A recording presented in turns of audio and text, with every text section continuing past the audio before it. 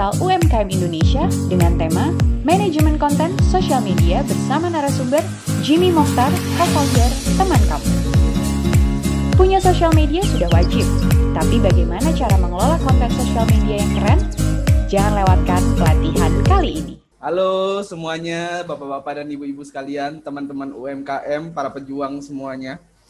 Saya pengen share screen dulu ya. Nah, Bapak dan Ibu sekalian, saya mau minta Bapak dan Ibu untuk mengakses menti.com. Bisa lewat web browsernya, bisa lewat handphone, supaya materi ini kita jauh lebih interaktif, dua arah ya, biar kita terasa dekat. Gitu. Bapak dan Ibu bisa mengakses menti.com, lalu gunakan kode yang ada di atas ini, 814484. Jadi saat kita mengakses menti.com, otomatis akan langsung masukin kode yang di atas ini. Saya tunggu 2 menit ya, 2 menit, saya pengen tahu. Nah kalau udah bisa masuk, silahkan tuliskan nama dan kota asal nih, seperti contoh, halo Mas Efrans, wah udah masuk nih, langsung bisa. Nah jadi si menti.com ini boleh terus aktif, ya, sementara Bapak dan Ibu ngakses lagi Zoom-nya, nggak apa-apa. Jadi yang akan dilihat adalah si Zoom, tapi menti.com ada beberapa kali akan mengakses itu lagi. Wah udah rame ya, Dedi, Palembang, Kak Paulina, Jogja, halo semuanya. Oke. Wah, rame. Berarti udah tahu semuanya ya cara menggunakan menti.com, mantap.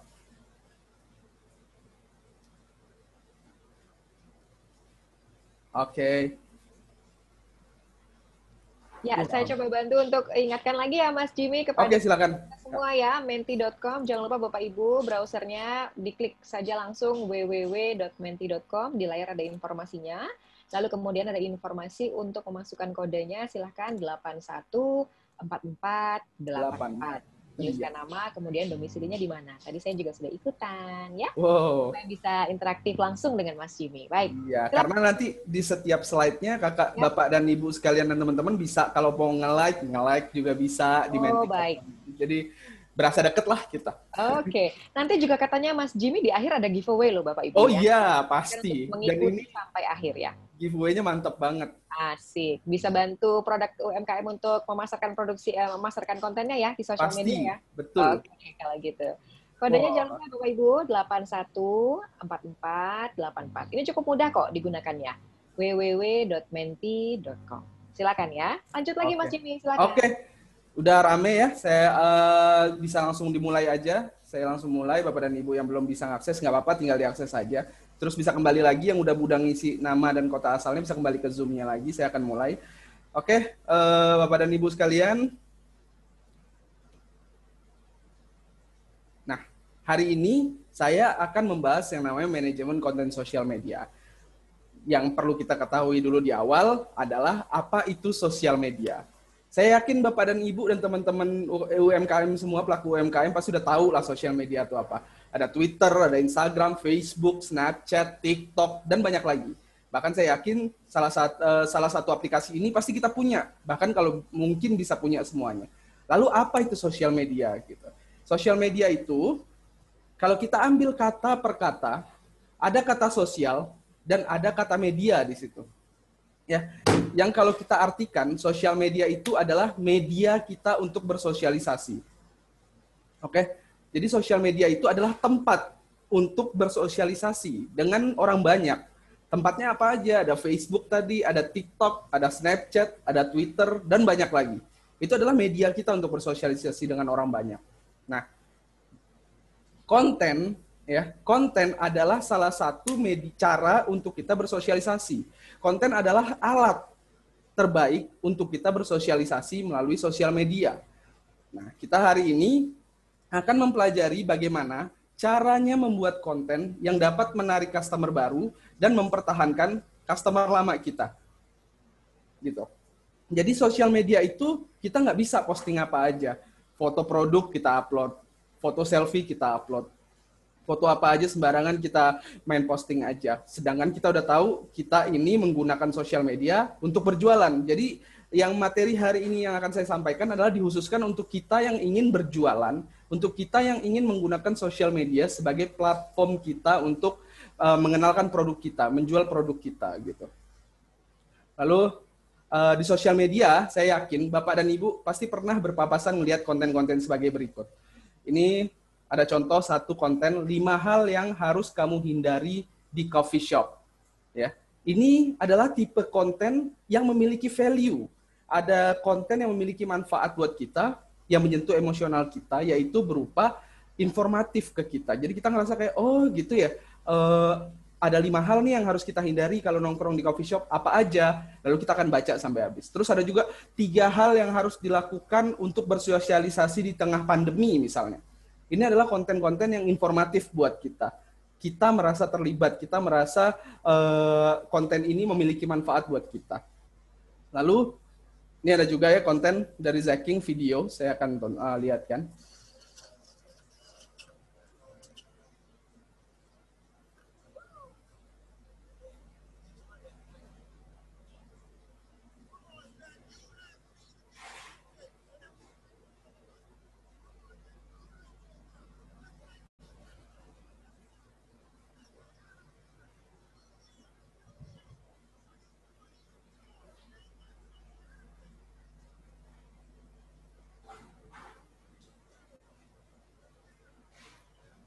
Nah, ini adalah contoh konten yang membuat kita kagum. Kita merasa kayak terhibur gitu.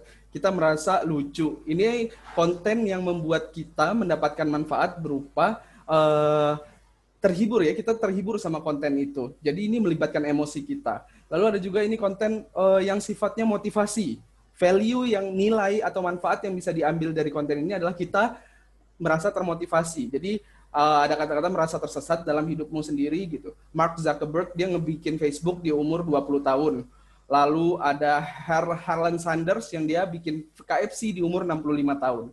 Jadi tidak ada kata terlambat untuk memulai. Untuk kita yang ngelihat konten ini, kita merasa termotivasi, kita merasa ada manfaat yang kita dapatkan. Otomatis di situ timbullah engagement, kayak kita mau nge-share lagi, kita mau nge-like, kita mau nge-follow gitu. Lalu ini ada lagi ya contoh kontennya. Saya pengen tahu Bapak dan Ibu kira-kira apa yang dirasakan setelah ngelihat konten ini. Ini adalah kontennya Tokopedia. Tokopedia, dia ingin membranding dirinya, dia ingin berjualan. Tapi dia menyediakan konten yang memiliki value dulu di situ, supaya orang yang melihat merasakan manfaat dari konten tersebut. Secara emosional tersentuh. Oke, kita tonton dulu ya.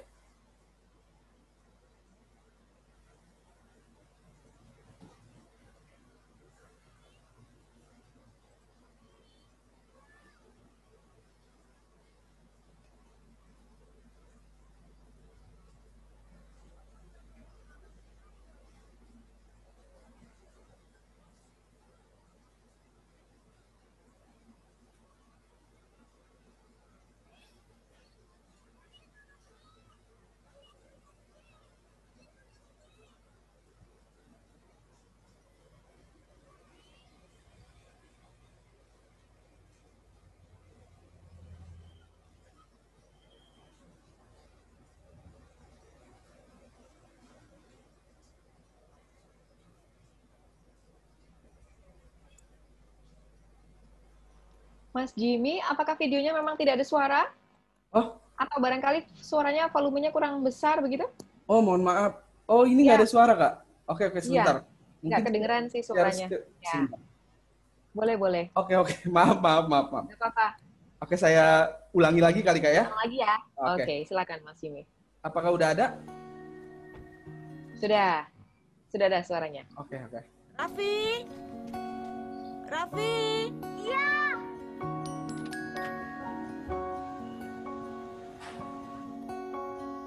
Ibu udah pernah makan udang belum? Belum pernah.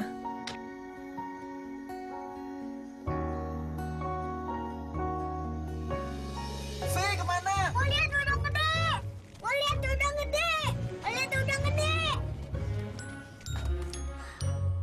Raffi, ayo pulang nak.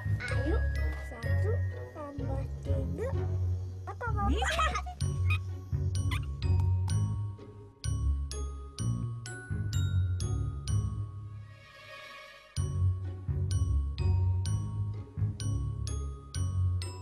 Oke. Nah, mohon maaf kepotong tadi.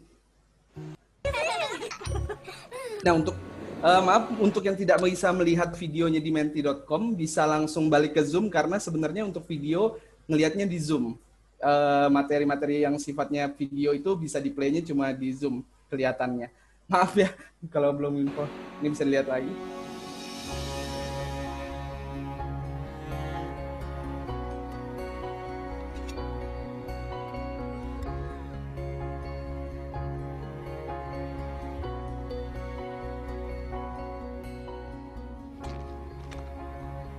Gimana, enak? Anak, Udah kenyang? udah? Kamu sekarang cuci tangan ya. Ya.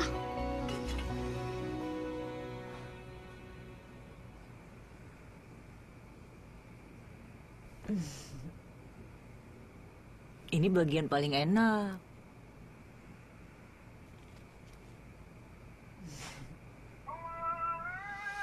Raffi.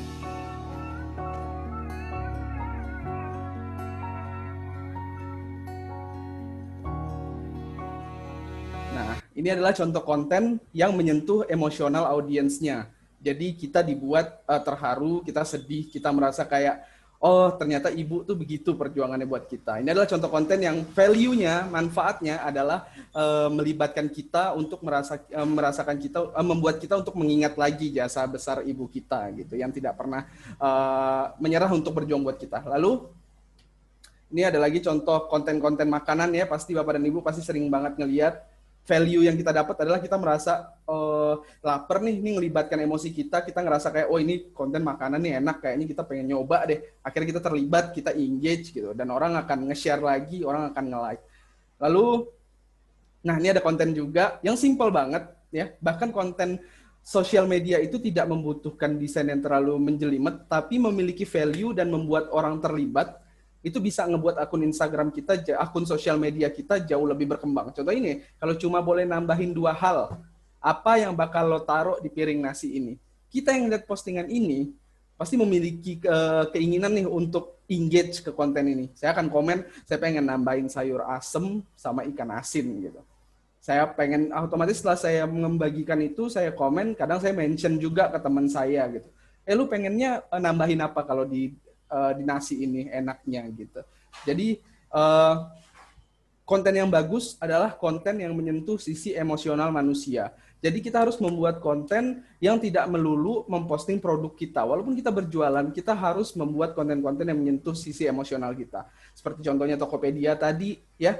Tokopedia itu dia menceritakan tentang pengorbanan ibu. Terus juga yang kedai kopi tadi di awal, dia menjelaskan cara nongkrong di coffee shop yang harus dihindari 5 hal. Itu adalah hal-hal yang sebenarnya memang harus kita berikan kepada audiens kita. Ya, konten yang baik adalah konten yang memiliki value yang bisa diambil oleh audiens kita. Konten yang memiliki manfaat yang bisa diambil oleh audiens kita. Nah, jadi bagaimana cara kita bisa menentukan konten terbaik buat sosial media kita? Ada 5 tahap manajemen konten. Yang pertama, brainstorming, yaitu penentuan konten pilar. Ya. Yang kedua, scheduling, ya, atau editorial plan. Yang ketiga, produksi kontennya. Yang keempat, posting, dan yang terakhir, analisis. Oke? Sekarang kita masuk yang pertama, yaitu konten pilar atau brainstorming.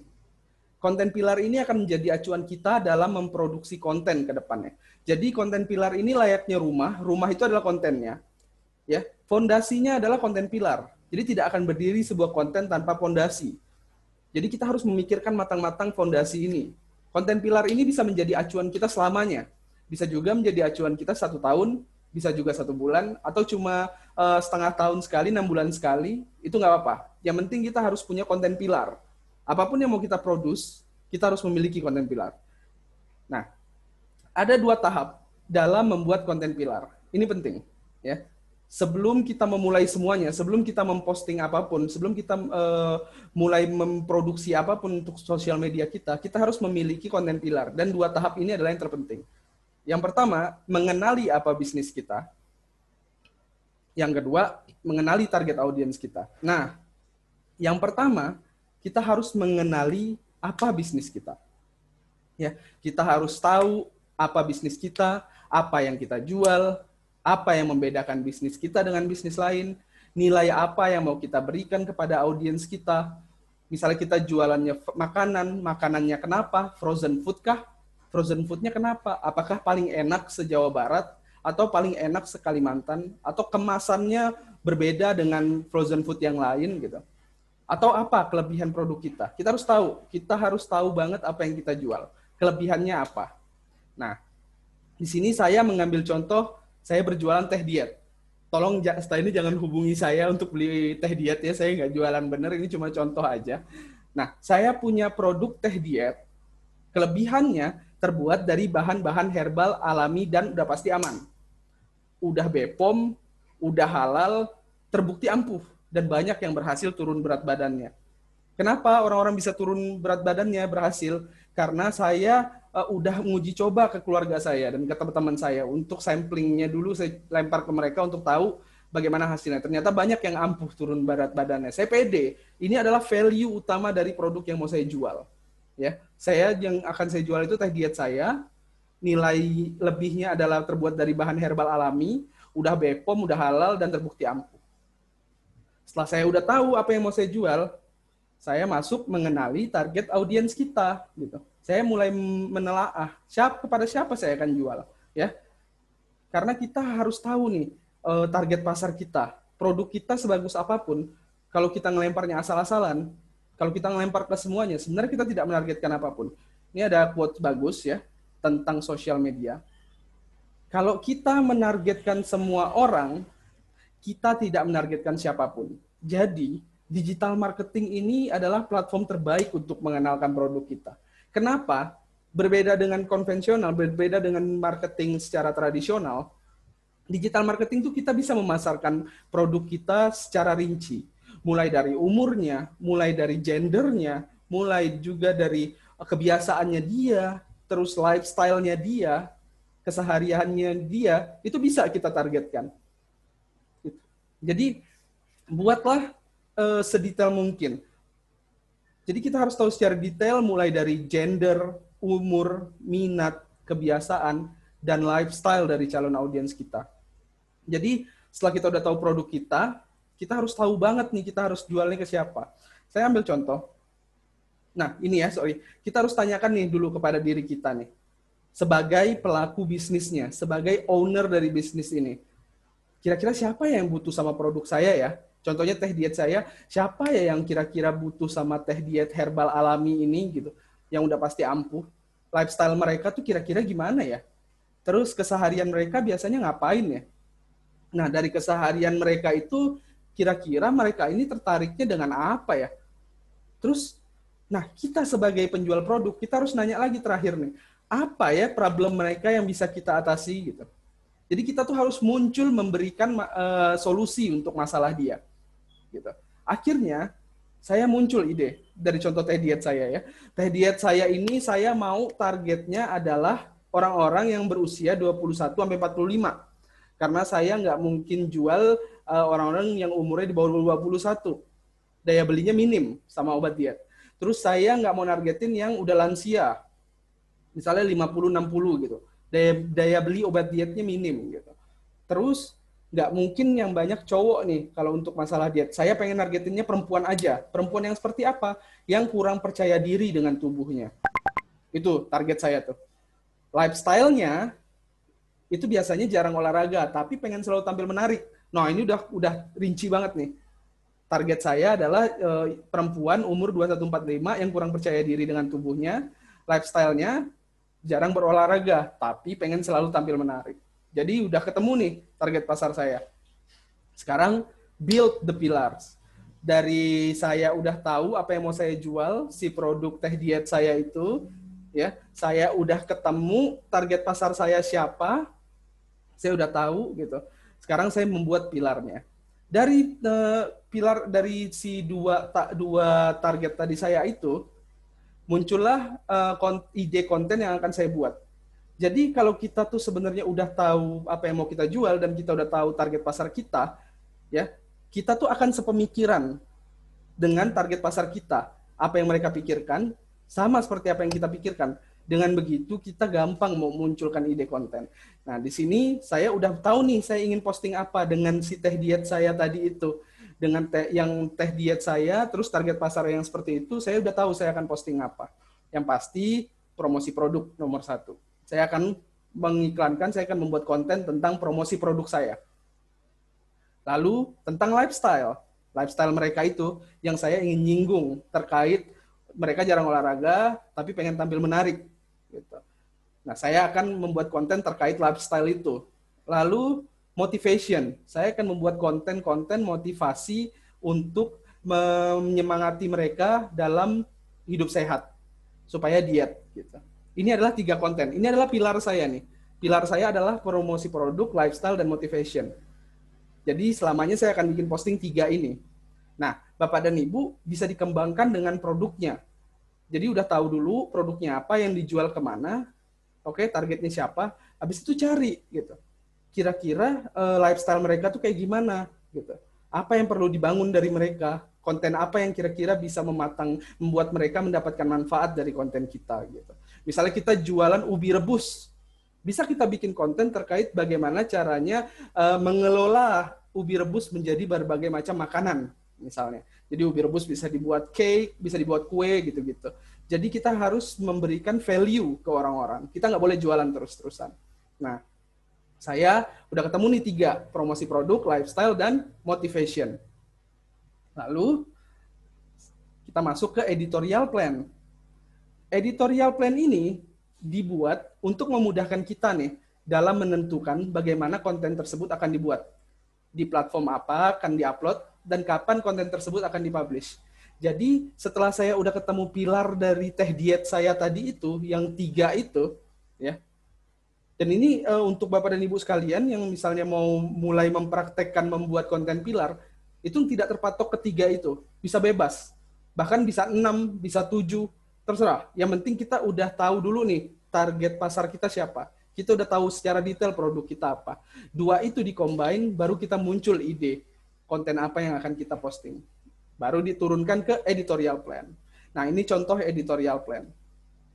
Supaya tidak stagnan, ya, supaya tidak membosankan konten saya bagi-bagi nih. Jadi tadi kan yang nomor 1 promosi produk, ya, promosi produk saya bagi di hari Senin dan hari Kamis, gitu. Setiap hari Senin dan hari Kamis. Terus lifestyle saya akan posting di hari Selasa dan Jumat. Kata-kata motivasi akan saya posting di Rabu dan Sabtu. Jadi saya bagi tuh.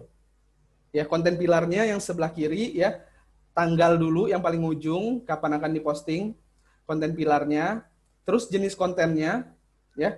Kalau promosi produk saya akan memposting video di hari pertama, di hari Senin. Temanya video testimoni.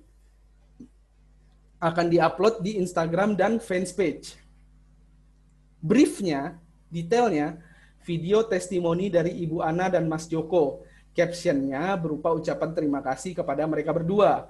Jadi, di hari Senin saya akan posting foto produk, promosi produk berupa video testimoni, ucapan dari Mas Joko dan Ibu Ana. Captionnya, copywritingnya adalah ucapan terima kasih kepada mereka. Gitu. Terima kasih Mas Joko dan Ibu Ana sudah membeli produk kami. Terima kasih untuk testimoninya, begitu-gitu. Nah, ini contoh editorial plan yang simple yang saya bikin. Ini adalah contoh editorial plan yang kita mengerjakan sendiri, yang kita belum punya tim yang komplit, ya.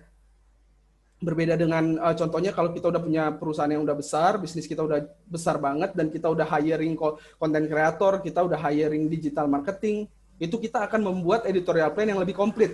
Contohnya di bagian brief, kita detailin lagi, saya mau warnanya hitam, saya mau videonya durasi 1 menit, saya mau back sound-nya, lagunya, lagu ini, gitu. Itu lebih detail lagi. Nah, tapi karena ini semuanya kita masih mengerjakan sendiri, kita buat brief sesimpel mungkin yang kita bisa ingat. Nah, ini contohnya untuk lifestyle, saya maunya jenis kontennya desain grafis dan foto tutorial. Temanya olahraga singkat yang bisa dilakukan di kantor. Ya. Terus dipostingnya di Instagram. Briefnya, cari referensi di Google olahraga singkat yang bisa dilakukan di kantor di sela-sela bekerja. Oke, jadi detail. Udah ada tanggalnya, pilarnya apa, jenis kontennya apa, temanya apa, postingnya di mana, briefnya apa. Oke, ini emang sulit untuk ngebuat editorial plan di awal-awalnya. Tapi begitu kita udah terbiasa, begitu kita udah enak, kita udah nyaman biasa bikin editorial plan, kedepannya kita kerja akan jauh lebih nyaman. Dan kita udah pede kalau seandainya kita mau ngerekrut desainer, kita mau ngerekrut digital marketing, itu akan memudahkan kita. Karena kita udah tahu core-nya dari bisnis kita. Kita udah tahu cara menyusun editorial plan itu seperti apa gitu. Bapak dan Ibu. Nah, jadi kita harus, ya itu catatan besarnya, berikan konten yang bermanfaat untuk audiens kita. Yang bermanfaat, yang ada value buat dia. Karena sosial media itu cuma butuh waktu 2 detik. 2 detik untuk memastikan apakah orang tertarik sama kita atau enggak. 2 detik loh, cepat banget. Jadi kalau kita buka sosial media, terus ada konten kita lihat, kalau kita nggak tertarik dalam 2 detik, kita skip. Tapi kalau 2 detik bisa ngebuat orang diem dan mau ngelihat sampai habis, berarti kita udah berhasil bikin konten. Jadi patokan kita buat konten yang baik itu adalah 2 detik di awal. Bikinlah konten yang bermanfaat untuk audiens, yang bisa memastikan mereka untuk membagikan konten tersebut ke Instagram Story, ke DM, nge-share ke teman-temannya, di screenshot, disimpan di handphone mereka, karena mereka ngerasa ini konten bermanfaat buat mereka. Dan buatlah editorial plan untuk 1 bulan. Tadi saya ngasih contoh editorial plan hanya 1 minggu. Tapi Bapak dan Ibu sekalian, buatlah editorial plan itu full untuk 1 bulan. Kenapa? Ini akan memudahkan kita nantinya. Jadi kita tinggal produksi aja nanti ke depannya, tinggal posting aja. Dan dibuatnya itu 7 hari sebelum masuk ke bulan berikutnya. Karena yang kita pelajari saat ini adalah bagaimana cara memanajemen konten sosial media, kita harus banget memasukkan semuanya itu di editorial plan agar termanage dengan baik. Jadi dibuat 7 hari sebelum masuk ke bulan berikutnya. Jadi misalnya contohnya saya bikin editorial plan Oktober. Ya, saya bikin editorial plan Oktober. Nah, saya udah mendetailkan semuanya 7 hari sebelum masuk Oktober. Jadi ada waktu 7 hari untuk memproduksi editorial plan itu. Gitu Bapak dan Ibu sekalian. Nah, sekarang kita lanjut. Setelah kita udah punya ad plan, kita udah punya editorial plan, turunan dari konten pilar, sekarang kita masuk ke produksi konten. Oke? Produksi konten itu idealnya kita buat untuk 1 minggu. Jadi dari editorial plan tadi yang udah full dalam 1 bulan, setiap awal minggu kita produksi konten untuk 1 minggu. Untuk diposting 1 minggu. Gitu. Jadi kita tinggal posting aja nantinya. Udah ready kontennya, udah tinggal posting-posting aja. Jadi kita juga nggak terlalu ribet bikin kontennya karena udah ada briefnya, karena udah ada editorial plan-nya, dan sangat memudahkan semuanya kalau kita menata itu. Lalu ini ya ada beberapa tools ya Bapak dan Ibu yang bisa digunakan untuk memproduksi konten. Jadi ini tools-tools yang akan saya berikan untuk Bapak dan Ibu sekalian yang masih menjalankan bisnisnya sendiri, yang masih memproduksi kontennya itu sendiri. Masih belum merekrut desainer, masih belum merekrut digital marketing, konten kreator, belum. Semuanya memproduksi sendiri. Ini ada beberapa tools gratis dan sangat mudah dipelajari yang bisa digunakan untuk memproduksi konten. Oke, yang pertama ada yang namanya Canva. Saya yakin Bapak dan Ibu pasti udah tahu apa itu Canva. Nah, bisa sebentar. Nah, ada Canva namanya. Di Canva itu udah komplit, banyak template yang bisa kita gunakan. Bisa diakses di canva.com atau di-download aplikasinya Canva namanya. Ini kita tidak perlu memiliki skill yang luar biasa untuk bisa mendesain. Dengan Canva itu dimudahkan banget. Semuanya siap. Tinggal tempel-tempel foto aja. Ya, kalau misalnya kita mau punya konten promosi, kita mau punya konten yang ada teksnya, gitu. Atau mau bikin konten-konten yang video, gitu. Canva tuh bisa. Canva juga bisa bikin animasi untuk Instagram. Lalu TikTok, ya, tahu pasti. Saya yakin Bapak dan Ibu pasti tahu TikTok. TikTok ini bagus banget untuk bikin konten video. Ya, karena TikTok bisa di-download juga, bisa di-upload di berbagai macam sosial media. Kita bisa membuat banyak video menggunakan TikTok karena TikTok udah menyediakan banyak filter, banyak tools-toolsnya, banyak peralatan-peralatan yang bagus yang disediakan oleh TikTok untuk membuat video yang keren. Ya. Kalau kita mau mengenalkan produk kita melalui video, kita bisa bikinnya di TikTok. Karena di TikTok bisa ngisi lagu, bisa ngekat lebih enak, bisa ngasih filter, itu bisa di TikTok. Oke, Canva tadi untuk desain, TikTok untuk yang video. Lalu ada juga yang namanya Photogrid. Ini cuma bisa diakses di handphone, bisa di-download. Ini kalau kita punya banyak foto, terus pengen dijadiin satu, ya, kita bisa menggunakan Photogrid. Jadi itu tadi 3 tools yang memudahkan kita nih Bapak dan Ibu untuk memproduksi konten. Tapi jika Bapak dan Ibu ternyata udah punya tim desain, punya konten kreator, 3 tools ini sebenarnya tidak diperlukan. Karena pasti bisa lebih advance lagi nanti ke depannya. Yang penting kita udah tahu editorial plan kita. Kita udah tahu mau posting apa. Kita udah tahu konten pilar kita. Konten pilar, editorial plan, produksi. Gitu. Setelah produksi, sekarang kita waktunya masuk ke posting. Ada lagi nih tantangannya dari manajemen konten. Nggak habis diproduksi aja, yaitu posting. Terus ada yang nanya, posting kan tinggal posting. Iya, tapi belum tentu kita bisa konsisten di jam yang sama, di hari yang sama, di waktu yang sama. Ya, posting secara rutin di waktu yang sama, di jam yang sama, secara konsisten, itu membuat brand kita lebih terlihat oleh calon pelanggan. Ya, tapi untuk dapat konsisten setiap hari, itu kan makan waktu khusus nih Bapak dan Ibu. Saya harus standby jam 1, saya harus posting jam 1 setiap hari. Dan ini kan takes time, memakan waktu yang agak lama. Jadi untuk dapat posting setiap hari itu agak susah. Nah, untuk memudahkan kita, ada lagi nih aplikasi namanya Later. Setelah kita udah menyusun konten apa aja yang mau kita buat, udah masuk editorial plan, dan ini nggak harus setiap hari ya Bu, Bapak dan Ibu sekalian, nggak harus setiap hari postingnya. Kalau kita masih ngerjain sendiri, nggak apa-apa seminggu cuma 3 kali, seminggu cuma 2 kali, nggak apa-apa. Yang penting konsisten waktunya, di hari yang sama, di jam yang sama. Bukan melangkau-langkau hari ini posting jam 5, besok posting jam 1, besoknya lagi posting jam 9 pagi gitu. Harus konsisten. Dan untuk memudahkan kita dalam konsistensi memposting, itu kita bisa menggunakan aplikasi Later. Ya, ada later.com namanya, terus di HP juga ada Later. Jadi Later itu kita udah sediain nih, kita kan udah produksi konten untuk 1 minggu. Kita udah buat konten untuk full 1 minggu, kita masukkan ke Later. Kita masukkan ke Later, terus kita kasih schedule-nya, jam berapa harus diposting di hari apa. Udah ready, udah siap, udah kita diamkan aja. Nanti dia akan otomatis ke posting. Dia akan ngasih notif ke kita untuk nge-reminder, ini harus diposting. Dan itu pasti jamnya akan tepat. Jadi memudahkan kita banget untuk menjadwalkan postingan kita. Terus Later juga nggak cuma Instagram. Later juga bisa posting langsung ke Facebook, bisa langsung ke Twitter. Jadi udah banyak platform bisa jadi satu. Tinggal masukkan gambar, masukkan caption, udah scheduling. Dalam 1 minggu kita santai, tinggal ngeliat aja postingan kita naik sendiri. Di akhir minggu, kita produksi lagi untuk minggu depan. Terus gitu. Seminggu sekali kita produksi. 7 hari sebelum masuk bulan berikutnya, kita bikin editorial plan lagi. Scheduling lagi untuk konten bulan berikutnya. Gitu.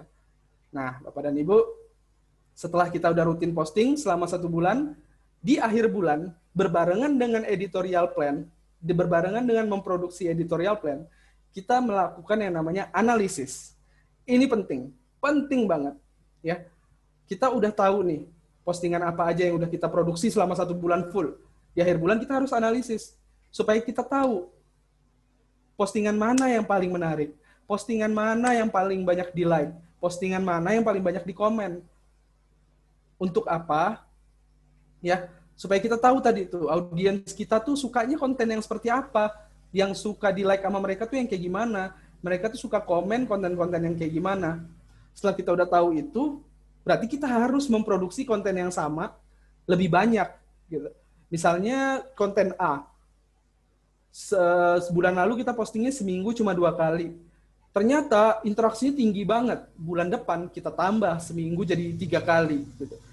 Jadi lebih banyak konten itu, karena ternyata minatnya jauh lebih tinggi. Nah, ini beberapa hal yang harus diperhatikan dalam menganalisa sebuah konten ya.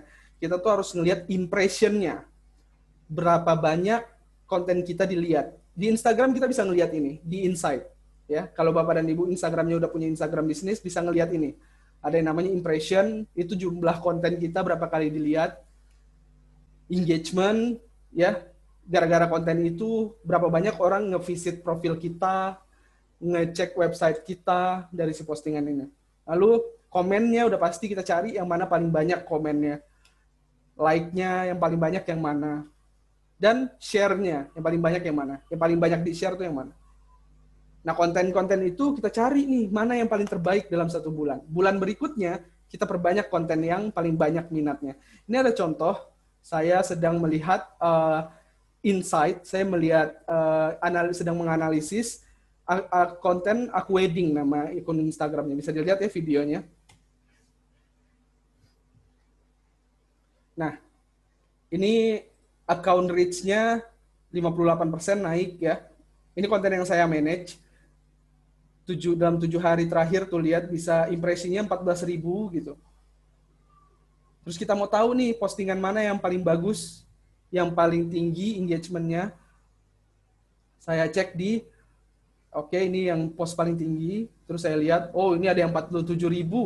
Ada yang 47.000 adalah fotonya Citra Kirana sama Rizky Aditya waktu pernikahan. Lihat bisa terbukti ya, kontennya itu adalah tulisan 4 pertanyaan penting sebelum menikah. Ya, bukan konten foto, bukan konten portfolio, tapi konten yang bermanfaat buat orang. Yaitu 4 pertanyaan penting sebelum menikah. Paling tinggi, 47.000 impresinya. Berarti saya harus memproduksi lebih banyak konten yang ada value seperti ini kan, gitu. Dari analisa ini, gitu. Nah, saya pengen lihat jarak dekatnya aja. Terakhir, 30 hari terakhir, yang paling bagus yang mana. Sama, ini konten informatif juga. Pilihan venue menikah yang terbaik. Tuh, bisa dilihat ternyata konten-konten yang informatif, konten-konten yang ada manfaat buat orang, lebih banyak reach-nya, lebih banyak impresinya. Gitu.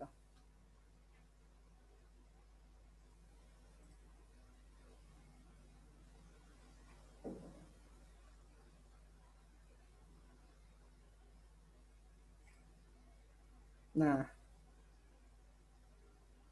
ini kita bisa ngeliat juga profile visitnya. Tuh, berapa banyak. Oh, yang gara-gara gambar ini, yang visit sampai 50 gitu. Ada yang 106 gitu. Nah, dari si Instagram ini, Instagram Insight, kita bisa ngeliat sedetail apa analisa itu, seberapa banyak postingan yang sering muncul, kita pengen tahu postingan mana yang paling menarik buat orang. Dari situ kita akan memproduksi lebih banyak lagi ke depannya. Nah, Bapak dan Ibu sekalian, saya pengen Bapak dan Ibu mengakses menti.com lagi. Oke, sebentar. Mengakses menti.com, ya. Mengakses menti.com, terus akan ada kuis. Durasinya nggak lama, cuma 60 detik. Oke, cuma 60 detik doang. Saya akan berikan 1 pertanyaan. Oke, udah siap semuanya? Udah ada 160, 170. Oke, saya mulai ya. Ini akan ada pertanyaan dari materi saya tadi. Silahkan. Pertanyaannya adalah 2 tahap dalam membuat konten pilar. Apa aja tuh Bapak dan Ibu? Silahkan.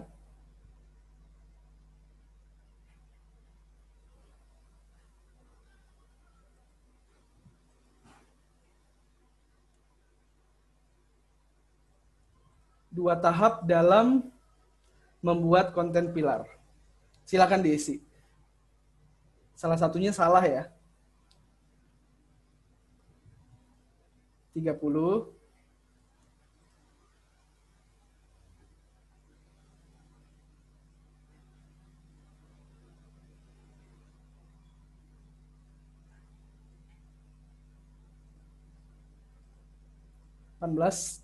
Oke, 16, 15, 14 kita lihat. Semoga semuanya benar ya.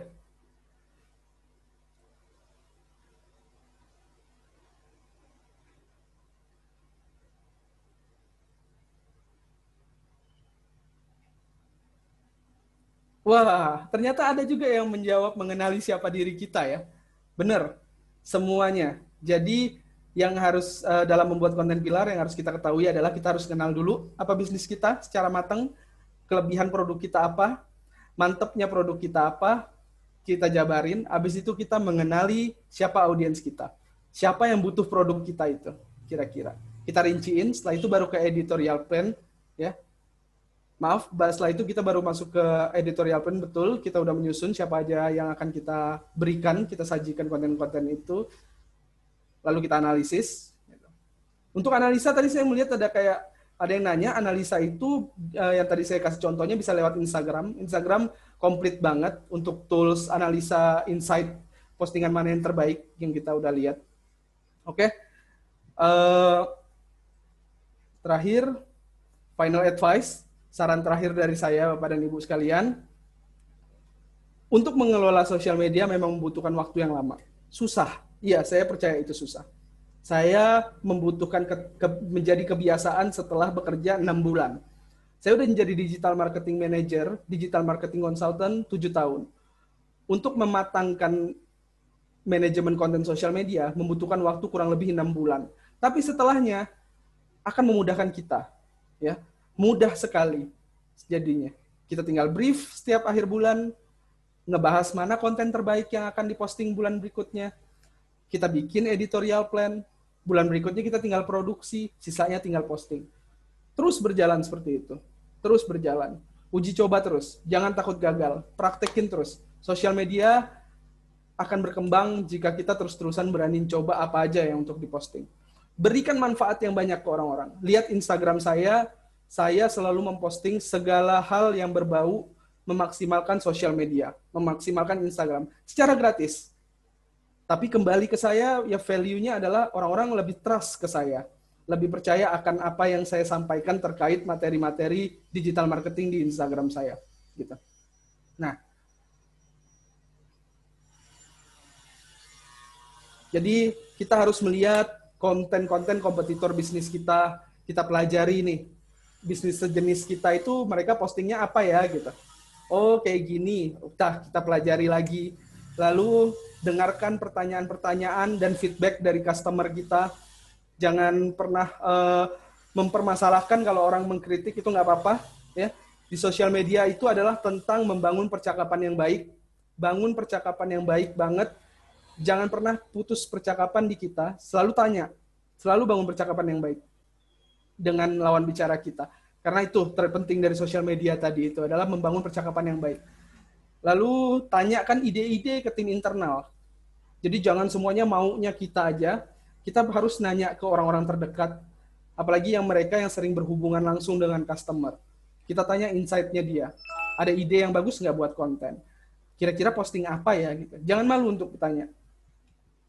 Dan terakhir, lihat referensi-referensi akun-akun lain di sosial media. Kita harus ngelihat nih, mana yang menarik, mana yang enggak, mana yang bagus, mana yang biasa aja. Gitu. Itu kita pelajari. Nah, Bapak dan Ibu sekalian, ini ada giveaway nih, buat yang mengikuti materi saya sampai habis. Tapi, nanti setelah sesi Q&A selesai, saya akan ngasih tahu caranya gimana. Saya akan ngasih paket desain konten Instagram selama 1 bulan full. Akan saya kasih konten Instagram untuk diposting di Instagram setiap hari untuk bisnis Bapak dan Ibu selama 1 bulan full. Ya, nanti akan saya kasih tahu caranya bagaimana setelah sesi Q&A. Oke, Kak Indri, cukup sampai di sini. Terima kasih.